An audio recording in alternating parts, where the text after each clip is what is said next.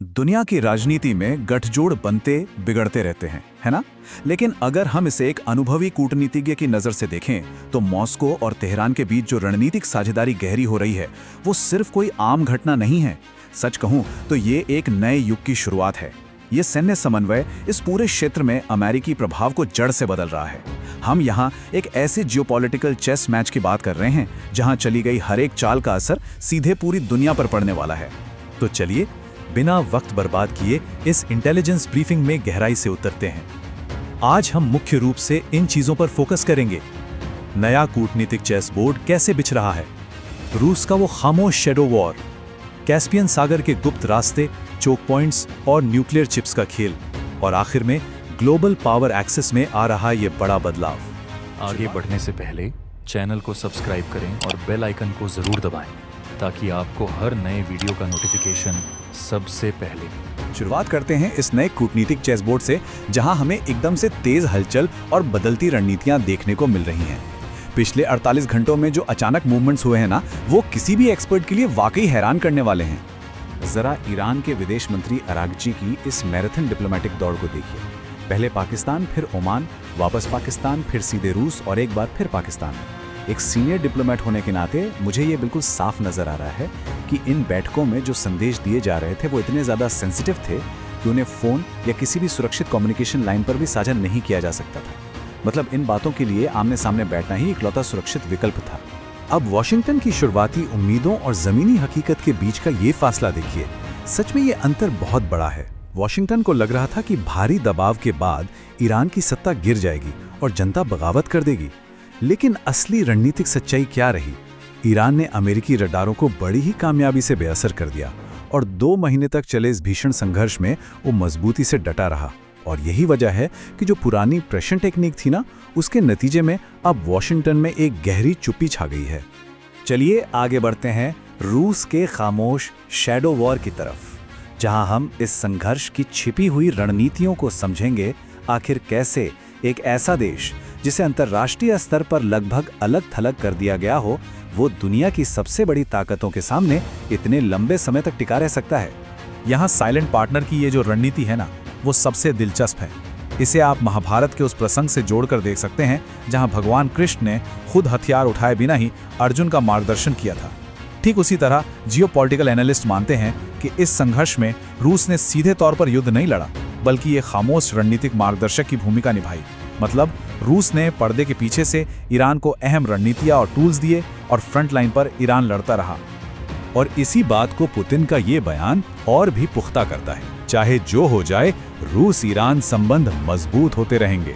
जरा सोचिए, जब ईरान के विदेश मंत्री अरागची मिनाब 168 जैसे भारी भरकम विमान से मॉस्को पहुंचे, तो पुतिन ने उनका जो बेहद गर्मजोशी से स्वागत किया, वो एक अटूट गठबंधन का सीधा इशारा था। ये किसी कमजोर या लाचार देश का नहीं, बल्कि एक बेहद अहम और बराबरी के साझेदार का स्वागत था। अब आते हैं कैस्पियन सागर से हो रही इस गुप्त सप्लाई पर, जो पश्चिमी देशों की नजरों से बिल्कुल बची हुई है। आपके मन में भी ये सवाल जरूर आता होगा कि पश्चिमी देशों की इतनी कड़ी निगरानी के बावजूद ये सैन्य सहयोग आखिर मुमकिन कैसे हो पाया? तो इसका जवाब छुपा है इस भौगोलिक लूप होल में, जिसने इस पूरे शैडो वॉर को मुमकिन बनाया। कैस्पियन सागर के पार जाने वाले ये गुप्त पारगमन मार्ग, इस साझा समुद्री सीमा ने पश्चिमी देशों के सर्वेलांस और नाकेबंदी से बहुत दूर सैन्य हार्डवेयर और रणनीतिक खुफिया जानकारी के गुप्त लेन देन को एकदम आसान बना दिया। कमाल की बात तो यह है कि इन रास्तों पर जहाज़ों के ट्रैकर्स बंद कर दिए जाते हैं, जिससे वे पश्चिमी रडार की नज़रों से पूरी तरह गायब रहते हैं। और ये लिस्ट साफ दिखाती है कि आखिर किन तकनीकी ट्रांसफर्स ने ईरान को ये ताकत दी। रूस ने उन्हें अपग्रेड किए गए शाहिद ड्रोन दिए, जिन्होंने अमेरिकी डिफेंस सिस्टम्स को पूरी तरह थकाकर रख दिया। सुखोई जेट्स और S-400 सिस्टम मिले, जिससे ईरानी हवाई क्षेत्र की सुरक्षा अभेद्य हो गई। और सबसे महत्वपूर्ण, सैटेलाइट इमेजरी और स्वॉर्म तकनीक, जिसने ईरान को मित्र देशों के रेडार को एकदम सटीकता से निशाना बनाने की क्षमता दी। ये वाकई में एक गेम चेंजर था। चलिए अब बात करते हैं चोक पॉइंट्स और न्यूक्लियर चिप्स की। संघर्ष से थोड़ा आगे बढ़कर देखते हैं कि कैसे ईरान अपनी इस भौगोलिक स्थिति का इस्तेमाल पश्चिमी देशों के आर्थिक प्रतिबंधों को खत्म करने के लिए एक हथियार के तौर पर कर रहा है।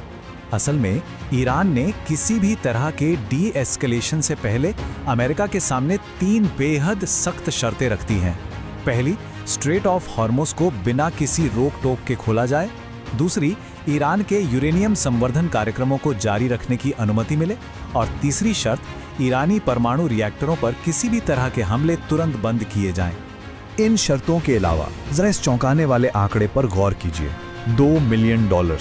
ये ईरान की प्रस्तावित स्ट्रेट ऑफ हॉर्मुज़ टोल की रणनीति है। इसे आसान भाषा में समझें तो वहां से गुजरने वाले हर एक बैरल तेल पर $1 का टोल। अब अगर एक स्टैंडर्ड टैंकर में 20 लाख बैरल तेल है तो सीधा सीधा $2 मिलियन का टोल बनता है ना हैरान करने वाला? टोल वसूलने का ये जो पूरा आइडिया था ना, ये दरअसल ओमान को एक आर्थिक गठबंधन में बांधने की चालाकी थी, ताकि अंतर्राष्ट्रीय प्रतिबंधों को बायपास किया जा सके। हालांकि ओमान ने इस प्रस्ताव को ठुकरा दिया, लेकिन ईरान का ये कदम साफ दिखाता है कि वो अपनी क्षेत्रीय आर्थिक नीतियों को लेकर कितना अग्रेसिव है। और सच कहूं तो वैश्विक तेल आपूर्ति पर इस आर्थिक खतरे की तलवार अब भी लटकी हुई है। अब स्थिति यह है कि कड़े प्रतिबंधों की वजह से ईरान के तेल के पाइप अपनी पूरी क्षमता तक भर चुके हैं। ऐसे में सवाल उठता है कि आगामी कूटनीतिक सम्मेलनों में इस संवर्धित यूरेनियम को सुरक्षित रखने का क्या रास्ता निकाला जाएगा।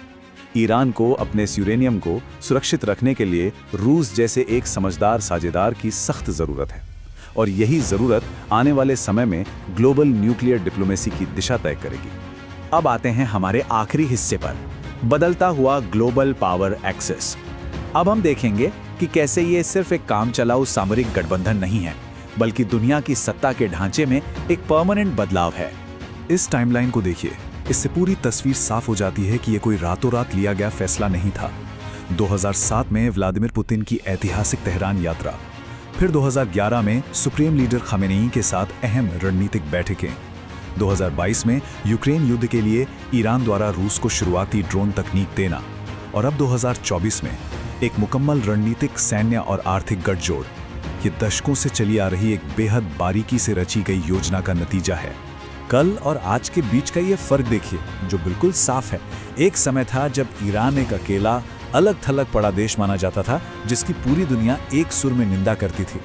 लेकिन आज की कूटनीतिक सच्चाई ये है कि संयुक्त राष्ट्र सुरक्षा परिषद में रूस और चीन खुले तौर पर अपनी वीटो पावर का इस्तेमाल करके ईरान के रणनीतिक हितों को बचा रहे हैं। ग्लोबल पावर डायनामिक्स में ये एक बहुत बड़ा शिफ्ट है। तो इन सब को देखते हुए हर एक जियोपॉलिटिकल एनालिस्ट के सामने अब एक ही बड़ा सवाल खड़ा है, क्या मध्य पूर्व का ये मौजूदा संघर्ष महज रोजमर्रा की झड़पों का हिस्सा है, या फिर ये एक अटूट पश्चिमी विरोधी नई वैश्विक व्यवस्था के जन्म की गूंज है? जरा सोचिएगा इस बारे में, क्योंकि जब हम रोजाना की खबरों से आगे बढ़कर स्थायी वैश्विक बदलाव को देखते हैं, तभी असली तस्वीर समझ में आती है। दोस्तों, ऐसे ही और वीडियोस के लिए चैनल को सब्सक्राइब करें और बेल आइकॉन को जरूर दबाएं, ताकि आपको हर नए वीडियो का नोटिफिकेशन सबसे पहले मिले।